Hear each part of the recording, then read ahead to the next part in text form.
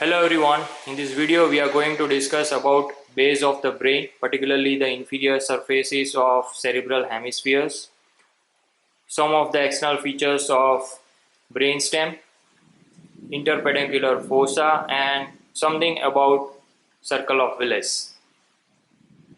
Now, as you know, the base of the brain, including cerebellum and portion of brainstem, they are in relation to the cranial cavity, anterior, middle and posterior cranial fossa. And this is the anterior cranial fossa, so it is related to the frontal lobe, particularly the frontal pole. In middle cranial fossa, the temporal lobe or temporal pole is related. And in the posterior cranial fossa, this outline belongs to the attachment of tentorium cerebelli. So it will be lodged over here between the occipital lobe above and cerebellum below. So here will be the tentorium cerebelli.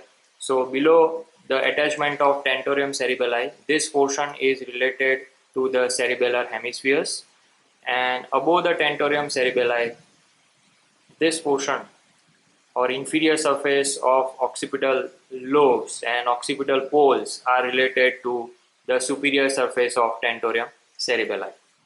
Now first let's understand the inferior surface of cerebral hemispheres. If we talk about this surface only, if we do not consider brainstem and cerebellum, and if we see this surface only, then there are borders, there are poles, there are some sulci which will form some gyri. Okay, so let's first see this surface in a diagram. Now in this diagram, inferior surface of left cerebral hemisphere is shown.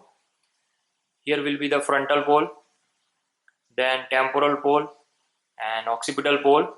Now let's see some borders. So the medial border is subdivided into three parts. This anterior 1/3 is termed as medial orbital border. The middle 1/3 is termed as hippocampal border just because it is related to the hippocampal formation. And posterior 1/3 is termed as medial occipital border. Laterally, this border up to the temporal pole is termed as superciliary border, and the remaining lateral border is termed as infrolateral border. So this is how the borders are oriented. Now in the frontal surface, you can see some sulci. So a longitudinal sulcus just parallel to this medial orbital border. This is termed as olfactory sulcus, and you can clearly see that the outline is showing olfactory bulb in front and olfactory tract behind, which will bifurcate to form medial and lateral olfactory stria. Now lateral to that, the remaining orbital surface is subdivided by this H-shaped orbital sulcus into anterior, posterior, medial and lateral orbital gyri. The tentorial surface is by and large subdivided into three main gyri by two longitudinally running sulci. This is termed as collateral sulcus. It is an example of complete sulcus because it indents the floor of inferior horn of lateral ventricle, and this extends from occipital lobe to the temporal lobe, so as it is termed as occipitotemporal sulcus. Now these two sulci will divide the inferior surface or tentorial surface into parahippocampal gyrus, medial and lateral occipitotemporal gyrus. So three main gyri are formed by these two sulci. Now in front of this collateral sulcus, this is termed as rhinal sulcus, and continuation of this parahippocampal gyrus in relation to this rhinal sulcus forms a notch-like gyrus. This is termed as uncus. So this is uncus, this is parahippocampal gyrus, which is posteriorly continuous as lingual gyrus. This is posterior part of the calcarine sulcus or post-calcarine sulcus. This is portion of lunate sulcus, and here will be the preoccipital notch. So by and large, these many structures are found, or these many gyri and sulci are found along the inferior surface. Apart from that, you can see portion of optic nerve, optic chiasma, optic tract, and this is the territory of inter-peduncular fossa. This is a cut section of the midbrain, and within the inter-peduncular fossa you can see tuber, cinereum and infundibulum, mammillary bodies and posterior perforated substance. In relation to the medial and lateral olfactory stria plus optic tract and uncus, there lies anterior perforated substance. So by and large, these many things we need to see in inferior surface or base of the brain. Now let's just quickly overview what we have seen in the diagram. So frontal pole, temporal pole, occipital pole, medial orbital border, hippocampal border, medial occipital border, superciliary border and infralateral border.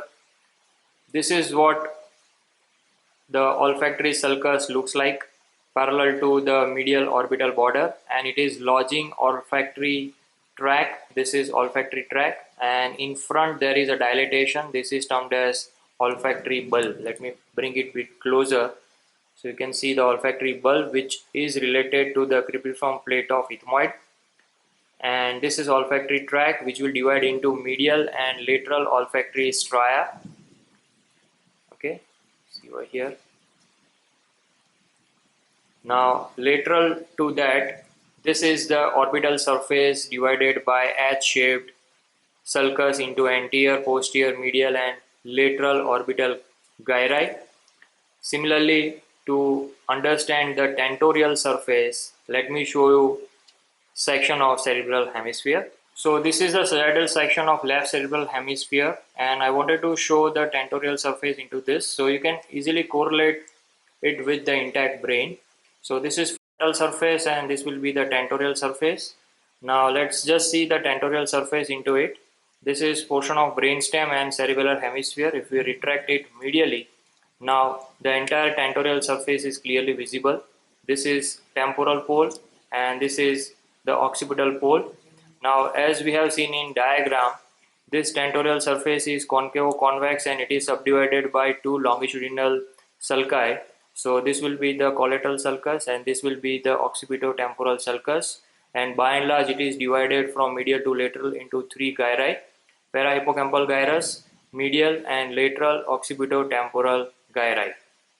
Now in front, this collateral sulcus is seen in the form of rhinal sulcus, see this, and medial to that is the uncus. So this is what we were discussing in diagram. This is uncus laterally bounded by rhinal sulcus, and continuation of uncus is nothing but parahippocampal gyrus, and behind this parahippocampal gyrus is continuous as lingual gyrus. Okay, this is portion of calcarine sulcus and this is post calcarine sulcus. This is part of lunate sulcus. Okay, and here somewhere will be the preoccipital notch. So this is how it looks like, the tentorial surface. Now in this diagram, it is to show you the boundaries of inter-peduncular fossa plus portion of circle of Willis. So this is optic chiasma, which is a quadrilateral plate. It provides attachment to optic nerves anterolaterally and optic tract posterolaterally. So this is optic chiasma and these two are optic tracts. Similarly, this is brainstem, midbrain, pons and medulla, and these two are the basis pedunculi, and this is the upper border of pons. Okay, so let's see the boundaries of interpeduncular fossa. This is the territory of interpeduncular fossa.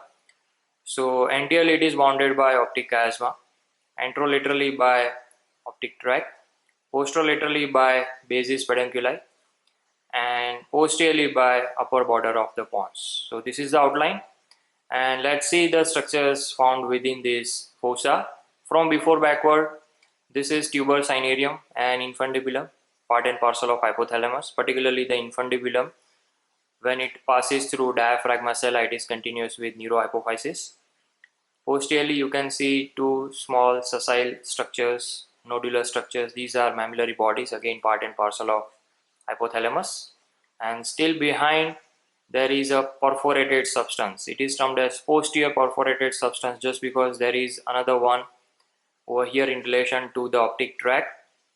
this is anterior perforated substance. Now why it is called as perforated substance? Because the branches of posterior cerebral, this is posterior cerebral artery, which is formed by bifurcation of the basilar artery, and this posterior cerebral artery will give central branches. So multiple central branches will pierce the cerebral cortex to enter deep inside, giving it as a perforated structure. So it is termed as perforated substance, and as it is oriented behind to this, then it is termed as posterior perforated substance. Now let's see some of the portion of circle of Willis. All around this inter-peduncular fossa you will find arteries, and these are the branches of internal carotid and fourth part of vertebral artery, and they form a circle of Willis around this inter-peduncular fossa. Particularly this circle of Willis is found in subarachnoid space. Now in relation to this inter-peduncular fossa, the subarachnoid space is expanded, then it is termed as subarachnoid cistern. Expanded subarachnoid space is termed as subarachnoid cistern, and here there is formation of inter-peduncular cistern. Within this cistern there lies the circle of Willis. Again I am telling, it is formed by branches of two internal carotids and two fourth part of vertebral arteries. Now these two are internal carotids and they give anterior cerebral arteries. Okay, these two will get connected by anterior communicating branch. Similarly, posteriorly, these two fourth part of vertebral artery will join at lower border of the pons to form a single basilar artery, which will lodge into a median sulcus found along the ventral surface of the pons. So this is basilar artery, which will divide or bifurcate in relation to the upper border of the pons into two posterior cerebral arteries, and these two are posterior communicating arteries. Okay, so this is how the circle of Willis is formed. I am repeating, anteriorly it is formed by anterior communicating artery, anterolaterally by these two anterior cerebral arteries, laterally by these two internal carotid arteries, posterolaterally by these two posterior communicating arteries, and posteriorly by commencement of these posterior cerebral arteries from basilar artery. So this is a circle of Willis. It is said that there runs two parallel individual blood circulation. Okay, so one-sided internal carotid and vertebral will show a continuous blood flow. Similarly, this sided internal carotid and vertebral will show a continuous blood flow. So there is no admixing of the blood across the midline in normal circumstances. But suppose if one main artery gets blocked, then the opposite sided flow will cross the midline to compensate lack of blood supply. So two circulations are running parallel between one-sided vertebral and internal carotid. So this is the intact brain, and as we have discussed in diagram, the boundaries, these two are optic nerves which are continuous behind as optic chiasma. So this is quadrilateral plate, optic chiasma, and posterolaterally it forms optic tract. Now this is pons, okay, this is medulla oblongata. Now upper border of these pons will form posterior boundary of inter-peduncular fossa. So this is the territory of inter-peduncular fossa, optic chiasma, optic tract, pons, and if you see it deep inside, okay, this is the basis pedunculi, say this, and that forms posterolateral boundary of the inter-peduncular fossa. Okay, now as we have discussed that it is related to the circle of Willis, so these vessels are nothing but portion of circle of Willis, say this. Okay, so here this is the posterior cerebral artery, this is portion of basilar artery as we have discussed in diagram, and here will be the internal carotid, say this, small stumps are seen. Okay, and it gives a branch in front. This is the anterior cerebral, see this, this is anterior cerebral. Okay, this is basilar. Okay, Now you can clearly see two posterior cerebral arteries. And now if we have reflected all this, we can clearly see the structures of inter-peduncular fossa. Okay, let me zoom in a bit.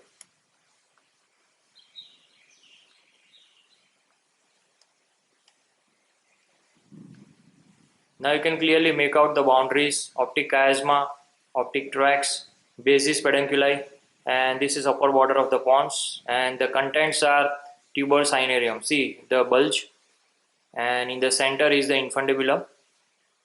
These two are mammillary bodies, and posterior to that will be, you can see small vessels. They belong to the branches of posterior cerebral. Okay, and they are forming posterior perforated substance. Okay, let me make it clear from this vessel. So as you can see the posterior perforated substance. See this. You can see some arteries perforating the cerebral cortex. Okay, this is posterior perforated substance. So this is interpeduncular fossa, and here lies the interpeduncular cistern, as we have discussed, which lodges this circle of Willis. Now let me just remove this circle of Willis to make this base of the brain more clear, and then we will see some landmarks. So this needs to be removed as it is having some pile attachments.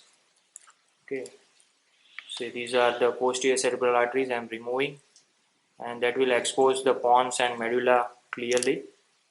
Okay, the cerebellar arteries. Similarly, I will remove these carotids along with middle cerebral and anterior cerebral. These are anterior cerebrals. They are connected in midline by anterior communicating, which is forming the anterior part of circle of Willis. See this, right and left anterior cerebral connected by this anterior communicating artery. See this is how it is lodging inside, and this is internal carotid with middle cerebral. See this. This is the stem of lateral sulcus. Okay, so I'm removing this internal carotid. See this. Now the things are a bit clear. This is how they are connected to the cerebral cortex. Their branches are lodging the sulci. Okay, so we need to clear it.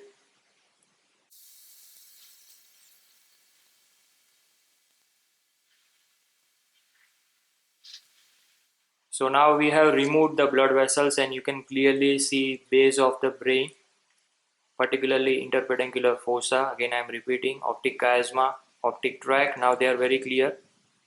These are basis pedunculi, and this is upper border of the pons, tuber cinerarium, infundibulum, mammillary bodies, and posterior perforated substance. So this is interpeduncular fossa. Apart from that, now you can clearly make out uncus. Okay, this is para-hippocampal gyrus, medial and lateral occipitotemporal gyri. Okay, let me show you some of the features related to the brainstem, landmarks of the brainstem. So as I told you, these are two basis pedunculi. This is pons, which is having a sulcus in the midline, and if you closely see it, you will see multiple horizontal sulci or depressions along its course.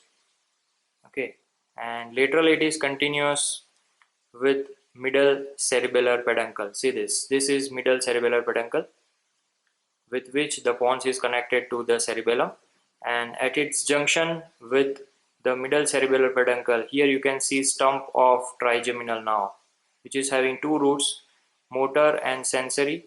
Medial is the motor root, lateral is the sensory root. Sensory is larger as compared to the medial motor root.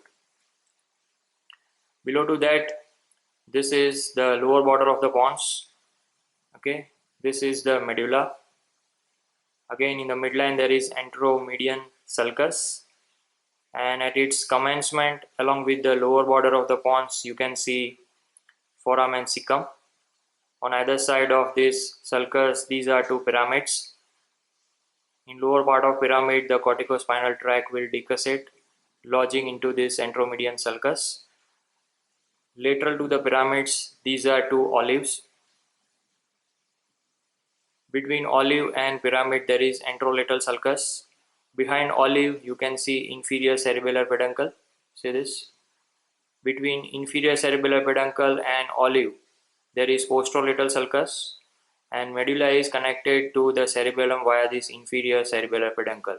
So there are by and large three cerebellar peduncles, superior, middle and inferior, with which the midbrain, pons and medulla are connected to cerebellum respectively. Now let's see attachments of the cranial nerve along the base of the brain. First is olfactory nerve.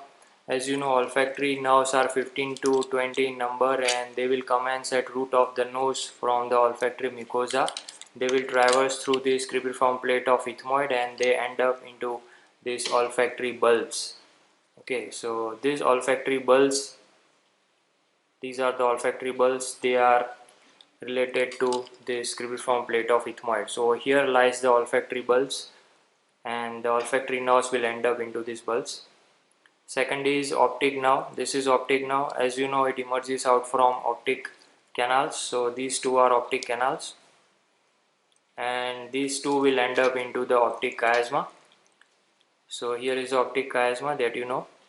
Third is oculomotor. Oculomotor will emerge out from medial border of this basis pedunculi.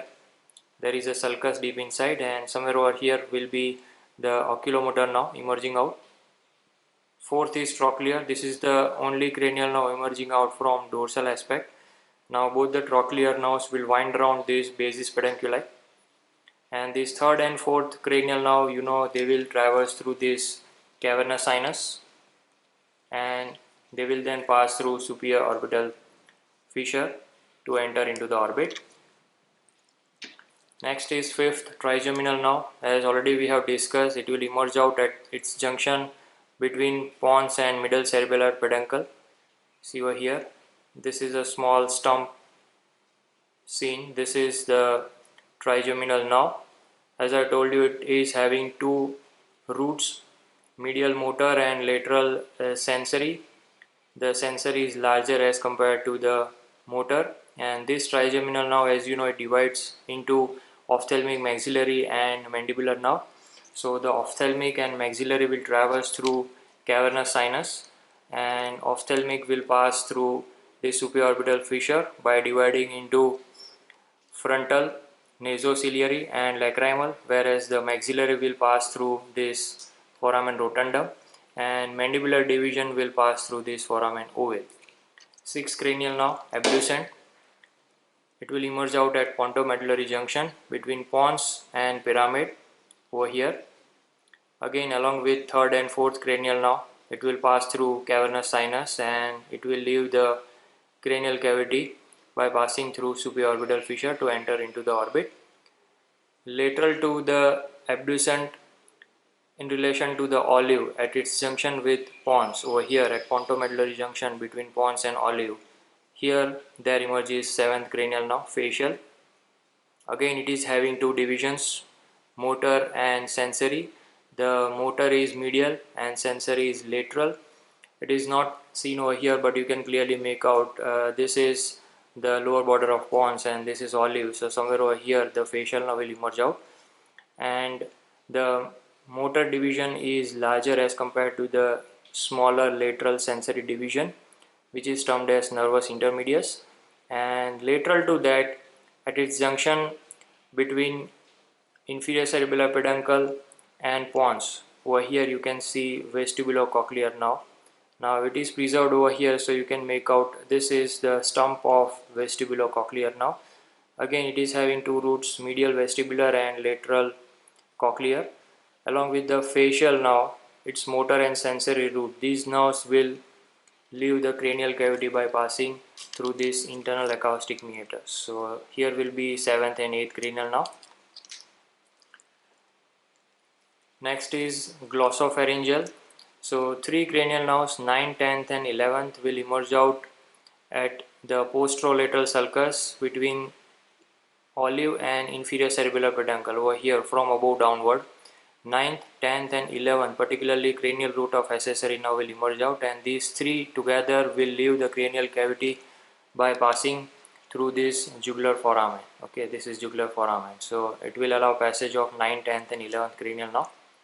And last is hypoglossal 12th cranial nerve will emerge out at anteromedial sulcus between olive and pyramid by 3 to 4 small rootlets, and as you know it leaves the cranial cavity by passing through hypoglossal canal.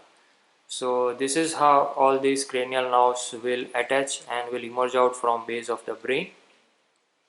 So far we have discussed about base of the brain, its sulci and gyri, boundaries of inter-peduncular fossa, something about circle of Willis, some of the external features of brainstem, and attachments of the cranial nerves along the base of the brain. Hope you understood well. Thanks for watching.